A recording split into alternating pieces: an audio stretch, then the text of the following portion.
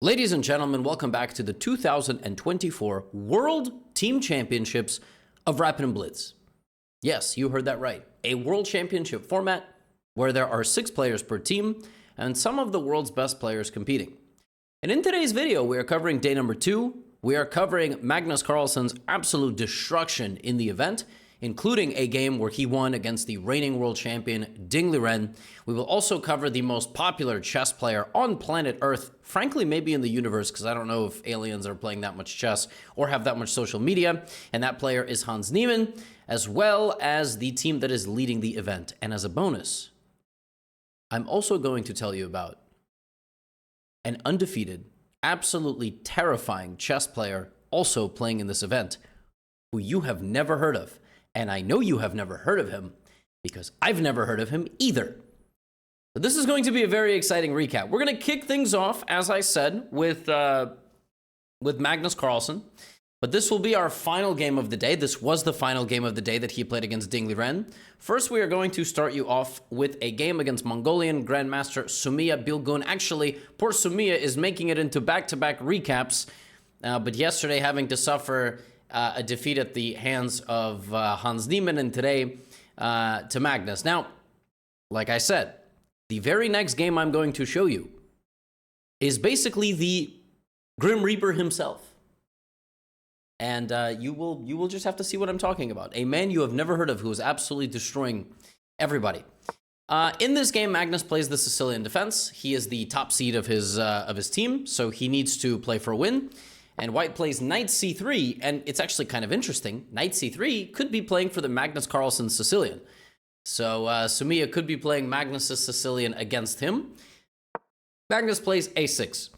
This is a very nice and provocative way to play against people who play Knight to c3. Whether White wants to play g3 or d4 or whatever, Black just very quickly plays b5, bishop b7, and puts pressure on the center while utilizing these pawns. It's actually not that dumb, and it gets much better with the knight on c3. White does, in fact, go for the closed Sicilian, a very normal and respectable weapon, and actually plays knight to h3. In fact, Magnus Carlsen himself has played the closed Sicilian and put his knight on h3 before. So this has been seen. Castles.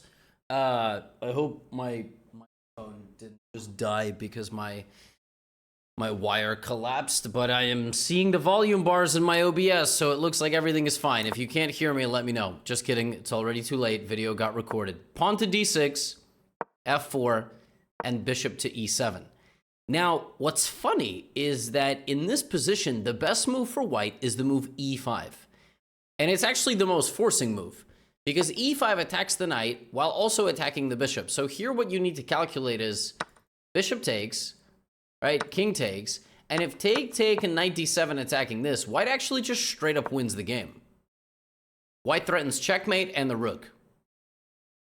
So e5 here would have been a huge question mark. I mean, I'm assuming Magnus was going to go take, and then knight d7.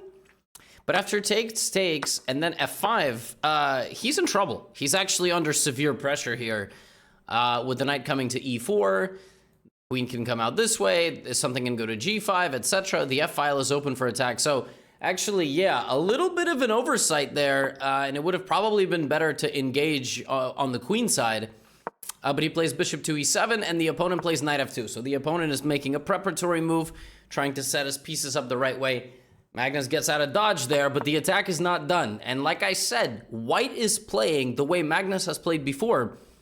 He likes to play these kind of close Sicilian attacks. I mean, no, that's an over-exaggeration, but he has done it in the past. Knight d7, knight e2, and look at this move. I mean, you talk about striking the heart of the White position. This is where White is stronger. You think if Black is going to castle, White is going to go g5, Black will play f6, White will play h4, keep attacking, right? Magnus himself strikes back at the attack. When you get hit with a move like this, and you are playing a player who is quite a bit stronger than you, it's a big wake-up call, because you go, wait a minute, have I messed everything up? Now, to me, the most natural move is pawn to f5 here, no questions asked. You just kind of keep everything closed. Another option could be knight h3. I don't think I would take, because that just allows bishop g5, and you're completely fine.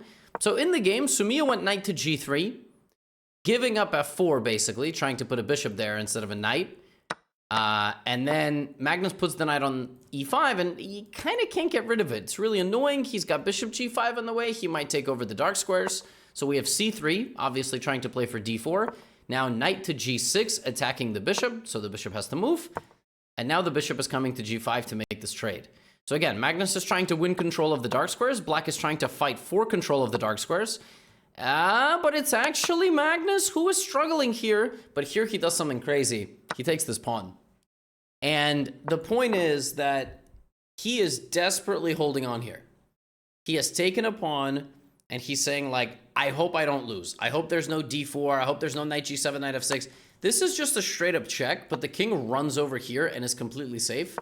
So the best move here for white is rook f4, after which it's not really clear what you do with this knight. So if you play rook to g8, I play knight f2 and I'm winning. I'm just straight up winning the game. So rook f4 there is another very, very big moment. The engine here just gives queen a5, and you got to give up the two pieces and just kind of go for an attack. So maybe Magnus thought that he was okay here, but the opponent plays d4, and again, to win some games at the highest level of chess, you need to take some risks. The risks have been properly taken, and now the king is safe, and this king is definitely not. And so over the next few moves, Magnus brings in his knight, attacking literally everything in the white position, deflects the queen away, takes on f1, takes on e5, and now he's in good shape. White has two knights, but I mean, these are just horses. I wouldn't even call them knights. They're just standing around looking in different directions, like the horse from Family Guy. Knight to f6, rook to g7, and it's just a matter of time. I love this move, by the way, just in the middle of the battle, tucking the king away, and we get a queen trade. Now we're going to the... Wait a minute, what's happened? Wait a minute. So Magnus was winning here. It was a pretty big advantage. But I guess he should have defended his pawn, and even the conversion is not what, you know, not the standard Magnus-style conversion. White is totally fine. His position is actually slightly better according to Stockfish, but now it's a lot better according to Stockfish. What is going on? Yeah, the conversion was actually a little bit rocky in the game. Magnus's king had to walk all the way back to the center, and I feel like White didn't even believe he was winning. He was just like, I'm gonna push my pawn, and very quickly Magnus said, no, let's restore order. So the way that White had to win this game was not retreating. He actually had to give a check, at which point you have to force the king to the b file, and then you push. So with the king away from the center of the board, this is completely fine. If rook d2 here, there is always knight c4 check. And let's say something like this. With rook d2, you can trade and you can push. And the pawn is just too fast. But with the king back here, defenses are going to hold up. And that's basically what happened. White simply waited too long. And by the time the pawn got moving, the king was too close. And Magnus restored order and said, that was a close one, but now I'm going to start pushing these pawns over here. And I have a queen, and I win. That was ridiculous. That wasn't smooth at all. But he won. He won. He won. And now, before I show you some more Magnus brilliance, I would like to introduce you to a player named Pangbo. I think it's probably pronounced Pangbo. Obviously, my knowledge of Mandarin especially, and Cantonese is 0, but my knowledge of Mandarin is probably around 150 to 200 elo. I know like 50 nouns. And also my knowledge of Chinese is basically like very philosophical sayings. Like I know how to say things like Fu shui nan shou, I think, which is like you cannot take back spilled water. Once you spill the water, you know, because it's liquid, you're not going to be able to. So once you make a big enough mistake, there's no taking it back, you know? So I'm just saying, y'all. Anyway, Lucy's been teaching me a little bit, but Pangbo is the last board, the board 6 of the team that Ding Liren is playing for, the China team. And your board 6, you may wonder, why is he 1400 and why is his opponent 2000? The board 6 in this tournament, the final board of a team, has to be the lowest rated player, has to be an amateur player. Pang Bo, I think, is like 20 or 25. And that's literally anything knows about this guy. I haven't found any additional information, and the China team, I think, did an interview. I think it was Ju and June, and she was like, oh, yeah, he's like, just practiced on his own. He's like our secret weapon, you know? He like doesn't really play that much. He is 7 out of 7. His performance rating is over 2,400. Who is Pang Bo? Who is this man? And this is his game against the Kazakh board 6, the 2025 rated player. This was a modern defense, and Black played a bit of a weird way. You know, he played c6 and e5. Obviously, at the high, 2700s, we're not going to be getting this kind of stuff, and played queen b6. And from the early opening, it actually looked like Black succeeded in putting White under some pressure. Pang Bo here played knight to e2, giving up the pawn on b2 completely. But the idea is basically that after castles, the queen is sort of stuck, and it's not easy for Black to develop. Yeah, I don't really know why Black went queen b6 and proceeded not to take the pawn. I mean, I sort of think that that's what you're supposed to do, but Black actually played a pretty reasonable move anyway, which is knight to f6. It's one of the better moves. And now queen c1. And this is the only moment in this game against the 2000 rated opponent where Pang Bo was at least not better. Black here could have played pawn takes d4, followed by this move c5. And then if White goes, let's say, bishop e3, what you do here is simply castle. And if castle, you have knight to g4 ideas. Now, in the game, Black played knight to g4 right away, and that's actually a mistake. It looks like a really smart move, but bishop to g1 is shockingly good. And the point is, this is still a huge threat on the queen, so Black has to acknowledge it. And also, I'm going to play h3, and actually, you're going to help me start an attack. So be very careful with these dopamine moves. And from this point forward, Pang Bo, like the absolute Terminator, plays pawn to c3, kicks out the queen with b4, kicks out the knight with h3, and here the knight needed to return to f6. But that's a little bit tough to do psychologically, because you were already there. Now you feel a little bit dumb playing this move. So Black went knight to h6, and Black absolutely should have gone knight to f6. Black went knight to h6, and Black's idea was if, the bishop comes out, I'm going to play f5. Problem is, Pang Bo now spots pawn takes pawn. And now this diagonal is open, and the knight, believe it or not only can't move anywhere, it also can't be protected and gets trapped. The knight is trapped on the edge of the board. Oh my god, what a nice shot. And by the way, Pang Bo doesn't, he never had time to castle because he had to move the bishop back to g1. Black overextended. Now Black takes on d4, and you don't even have to acknowledge this. You can just take the knight. This pawn is, there's nothing there. This is well protected. Plus, you're going to trade the bishop. We have dc3. He trades queen c3, and not only is he up a piece, he's up 7.5 minutes on time. You cannot play like this against my man Pang Bo, who has defeated 1700, 1800, 1900, 1800, 2000 in this tournament. This dude hasn't lost a game, hasn't drawn a game, and I think I was reading somewhere online, he only has one other tournament registered in history with a performance rating of 2660. So I think the dude straight up has not lost a tournament game in his life. Who is Pang Bo? What? Who is this guy? Obviously, he has a ceiling, and performance rating in chess is a little bit tricky. Meaning, if you win all your games, you get these crazy performance ratings, but maybe the highest rated player you beat was only 2,000. Like, maybe his real strength is 2,200. But, I mean, he just absolutely bulldozes the opponent, protects his king, trades the queens, gets to the end game. And actually, credit to his opponent, who made it a fight. He got both of them down to pretty low time, but throughout this game, it was White who was just up a piece forever. And in case it wasn't clear already that Pang Bo is really, really good, my friends. Yeah.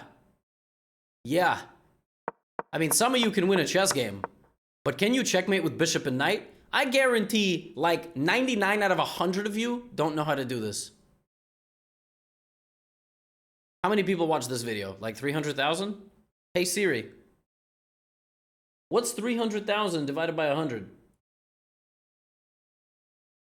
Okay, I don't know what it's been. Whatever. Like 4 of you know how to do this checkmate. And the way you do this checkmate is first you walk the king to the wrong corner, wrong color corner, and then you don't let the king go there anymore, and you do this. And now there's something called the W technique. Whoops, that was, I don't know what kind of W that was, W. Or M if you see the world upside down. You do not let the king escape. And in this position, white gets walked to the right corner. That is checkmate on b7. And then, I mean, dude straight up is 7 out of 7 and mating people with bishop and knight. I mean, why am I showing you games of Magnus Carlsen? I should show you every single Bo Peng game. In fact, if he wins all his games tomorrow, I probably will. Nuts. Now, yeah, back to the real Giga Chat of the moment. This guy, Magnus. So yesterday he lost the game to Rapport, which by the way, I do read the comments. And yesterday Magnus had a game in the Caro Khan defense where he played something that I forgot was in my course because I don't play this move myself. I don't play this move myself. I don't like the move e5 at my level. At your level, and that's not an insult, at different levels of chess there are different things, but I hadn't looked at that line in forever, and so I had completely forgotten this move knight e4. And by the way, shout out to like a bunch of you who were like, it's in the course, it's in the course. Yeah, because you saw the game, so then you went to check the course and you were like, wait a minute, Levy's an idiot. And listen, I can absolutely admit when I'm wrong. I totally forgot. I totally forgot because I myself against the exchange, I am generally not playing the move e5. But you know what? Maybe I will. Maybe I will play e5. Maybe this will inspire me. Anyway, Magnus's opponent for this game was Daniil Dubov. They know each other well. Daniil was part of Team Magnus for some world championships. We have a Spanish. We have Bishop c5. This is either the Neo-Archangelsk or it's just called the Archangel. Basically, it's the Archangel Spanish where you play Bishop c5. It's a bit more active Spanish. Rook b8, and now knight e7, knight g6. Both guys bringing their pieces over here, and maybe we will see a break in the center of the board. But first, a queenside expansion, taking space away, and now d4. Whoops, sorry. Now, c5. Big moment for white. What does he do? Does he push, take, ignore? He ignores. Now Dubov pushes, and he pushes again. And you may remember there was a game that Hans Niemann played against Maxime Vachier-Lagrave. If you watched my recap of the Speed Chess Championship, it came out a couple of days ago, and I had a lot of different YouTube titles for it because I didn't really know how to title it. But essentially, it's the chess world is not ready for the potential semifinal matchup that might be Magnus versus Hans, live in Paris, France. But if you missed it, yeah, in that game, Hans had a game where he kind of did this, and he got a very similar looking thing. And I have a feeling Dubov saw that game because he's kind of playing like that game, where this bishop got locked away. So very similar stuff. And now the position is completely locked. And again, black is better. In that game, I think also black was better. But rook c4, queen a5, and now, I mean, we've got some really naughty things happening. Knight f5 is played by Magnus. We have take, and knight to f4. And the game is very close. The game is very tense. Dubov's bishop is staring at an enemy pawn, whereas Magnus's bishop is staring at his own pawn. So I would say black still is probably for choice. But now the pieces start getting traded, and we are going to the endgame. And this is really where the 17-time world champion, butters his bread. Rook e2. The knight is being completely given away. The point is, you have b2 and f2 which fall, and once b2 falls, the bishop hangs and the b-pawn queens. Rook d5, bishop f2, king h1, and rook b2. This is a very scary position for white. He now has to back up. He's down 3 pawns for a knight. So the position's equal, and black is the one probably calling the shots. And black is literally like 2 moves away from having a completely winning position. 2 passed pawns, terrible bishop. How will Magnus turn this around? Well, he takes. What? What about a4? Well, a4, check here, king h7, bishop d3 with some threats. Some threats, and you would think, but there are still some threats, and you would think, but actually bishop g6 fg, rook d7, king g8, rook g7, king f8, knight d7, king e8, f7, and no matter where you go, I queen with check. So a moment before you are the one getting mated, it's actually me who is mating you. So that is why rook c2 is played.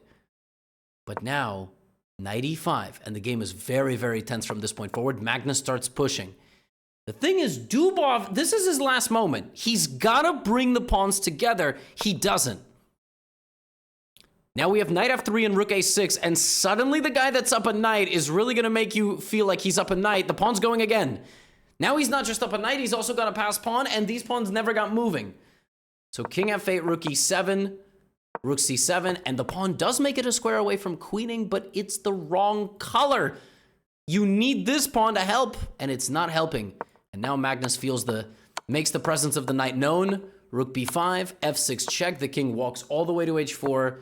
And there are probably like 35 different ways to checkmate, but winning a rook endgame, a piece endgame is also good enough. Rook f7, rook h7, rook h6. And in this position, Daniil, like a gentleman and a scholar, Daniil is a good man. Allowing a checkmate on the board. The pawns never made it down the queen side. And Magnus clutch again. Not beating people from wire to wire, but rather having very complicated and very interesting games with them. And that's another win for him. That's 2 wins after yesterday's loss. And he's bouncing back. Now, Hans Niemann. Hans Niemann with his squad. This was a crazy game. So by the way, this time we don't have a knight on c3, but a6 is still the opening chosen by Mamedyarov. And Mamedyarov is always down to fight. So in this game, the players actually, maneuvered their pieces for a little while, and now d4. So d4 is going to be a big fighting game. Pawn takes, pawn takes, pawn takes, knight takes, queen takes. And we are going to put some pressure on this position in the long run. We have a nice weakness to target here. The pawn cannot come forward because 4 of our pieces control that square. So knight d7, knight e5. But we got that knight. And if black takes, you could probably take both ways, but I would imagine you're going to take with a queen to put more pressure on all of these pawns. I've had a really weird recap. Like, my neck feels super stiff. I don't even know why. I'm tired, and my eye is itchy. Not that you needed to know any of that, but, you're watching, so there you go. So, that's exactly what happens, by the way. The queen comes in. 2 bishops, and now this is not even much of a fighting game anymore. It's kind of more positional. 2 bishops, dominant center, multiple weaknesses, and even if you have to give up one of the bishops, I mean, the position is looking quite nice. Now here, black is obviously looking for counterplay. Rook g6, rook g3 you can't take because you get mated. So black is a move away from checkmating Hans. Hans correctly tries to trade some pieces off the board, but he loses a pawn in the process and has to go here because rook e1 was a discovered attack check. And this would have been lost. And now time is going to start ticking lower and lower. Look at this configuration here from Hans targeting Mamedyarov. And suddenly Hans is winning. So the 8th rank infiltration there missed by Mamedyarov. A4, and combining the pressure on the bishop with the defense of the position with the potential to create a pass pawn, Hans very quickly brings all his pawns forward. Hans got pawns. Hans pawns. d4, you just take on a6. Very nice. If pawn takes, play a7. If e2, you sack the rook with a check. That is the most important thing. King takes, queen comes back to e4, and you win the game. So instead of that, we have bishop c5, and it's just a matter of technique at this point. Look at this, deflecting. The pawn is sneaking down, but black resigns because even if he queens, and you queen, there are no checks. None. So Hans beats Mamedyarov. A huge win for Hans Niemann. A very nice win. Very complicated game, but he seemed to have the pressure throughout. But Hans is not having a great event. He lost his last 3 games on the second day to Sindarov, if I'm not mistaken, to Nihal Sarin, and to an international master from Kazakhstan, rated 2,400, like 50 something. So he like always. I mean, this is Hans. Like, he goes up, he goes down. So very up and down day for him. But he had one very, very nice win against Mamedyarov. And the team that is winning the event is Parham Maghsoodloo's team called Al Ain. And I think they're a company from the UAE. They've got a very, very strong team. And actually, Parham himself is 7 out of 8, 6 wins and 2 draws. And he is holding it down. In this game, he was playing against Timur Gareev, and he played this variation, knight bd7. He really enjoys different sidelines of the Queen's Gambit decline. Parham, a specialist also in dc4, e4, b5, if I'm not mistaken. I might be mistaken, but this is like a very, very trendy line. So he plays this, and then he puts his knight on b6, and then very quickly, you know, white castles queenside, and black sets up pawns on the 6th rank, and then castles like this, and you already know this is going to be a banger. I mean, the kings are far away from each other. Nothing has been traded. So there's going to be some sort of clarity in the position, and it's going to be found by way of pawn breaks.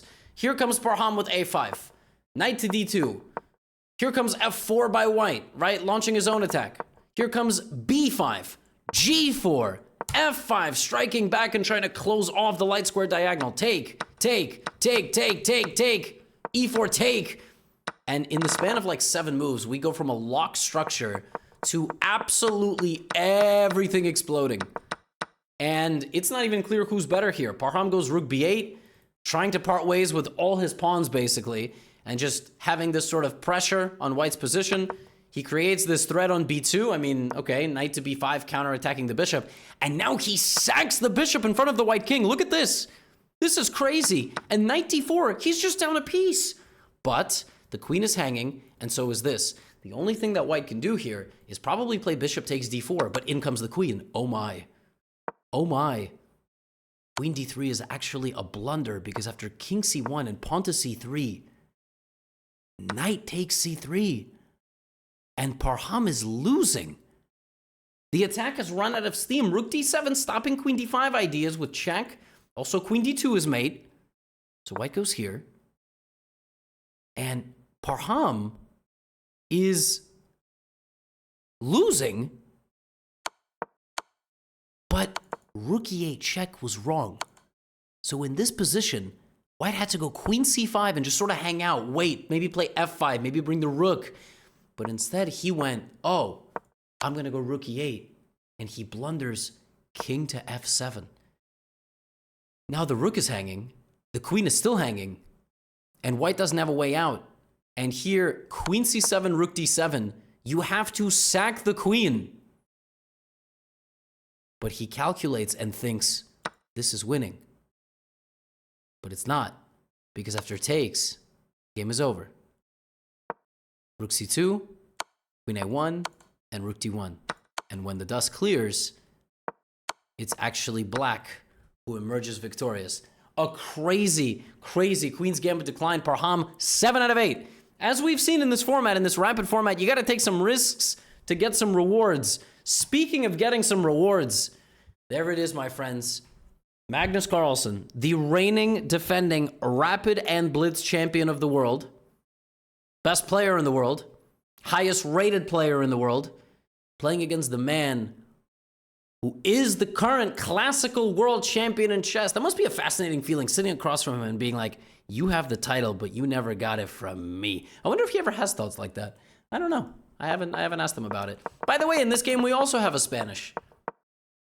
You will notice that the bishop is on e7. In the Dubov game, the bishop was on c5. So that changes the way, you know, these games are played. You see?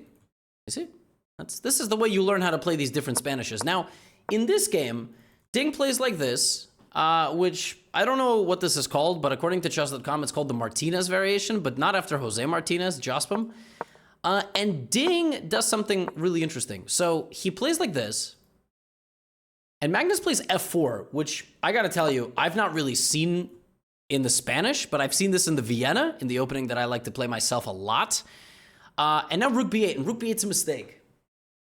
Rook b8 is a mistake for a very deep reason.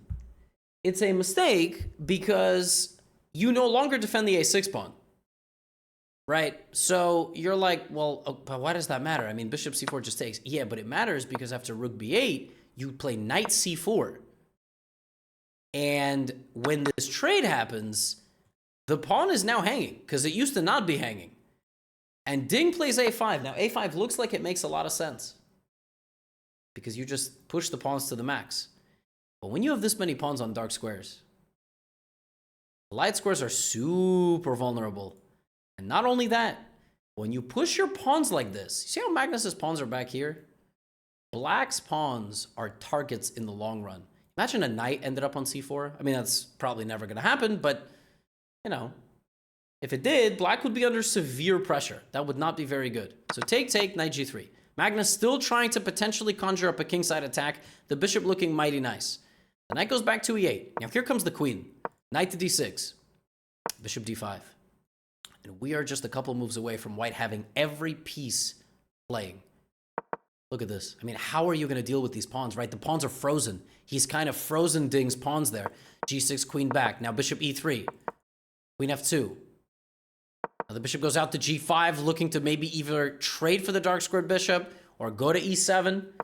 So Ding now has to make a huge concession. He's trying to defend himself, but in doing so, he has frozen and doubled his e-pawns. Combined with the rest of the pawns being frozen, Ding Liren has no pawn play.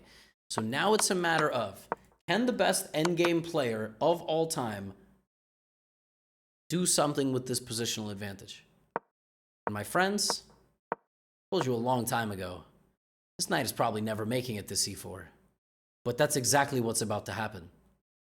And the problem for black is that it is impossible to fight it off. So he puts the knight opposite and defends himself and says, you can't get through. But you can. Because when you've got three weaknesses, what ends up happening is the rest of your position suffers. It's like having any bodily ailment. You have an injury in the ankle, it might affect the this, the that, the back, right? The whatever. So when you have many problems like this and you're stretched too thin, there are many, many things that can impact the game. So now Magnus starts trying to make some improvements. g3, king g2. Now he gives up the pawn.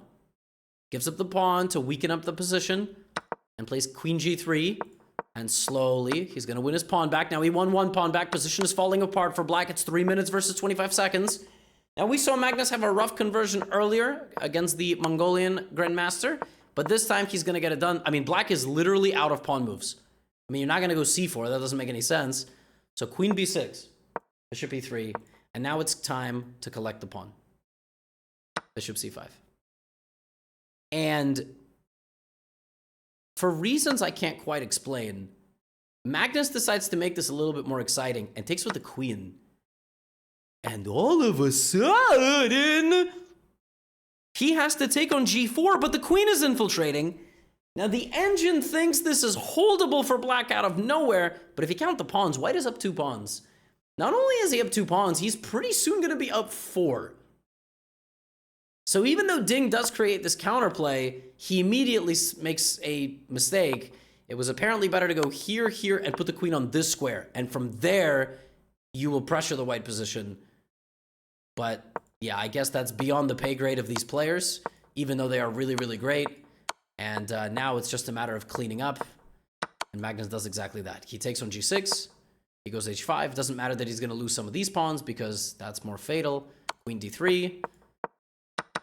We go straight to the endgame, and even though material balance is restored, I told you a long time ago, the symptoms of the position don't make sense, right? You got 3-3, a5 is falling, b4 is falling, and in this position, Ding Liren resigned, because even though he can save this pawn, king e2, king d7, king d3, king c6, king c4, he loses the pawn on b4, this pawn is still a weakness, and these pawns will promote. Magnus won every game he played today, but his team is not in first place. Ding Liren's team is in second by half a point, and in first place is the team of none other than Parham Maghsoodloo Al Ain. But tomorrow is the final day of action. So all the best players in the world playing, for the most part. I don't think Fabi's there, I don't think Hikaru's there, but a lot of the world's best are there, and we will see how the tournament wraps up. That's all I have for you today. Get out of here.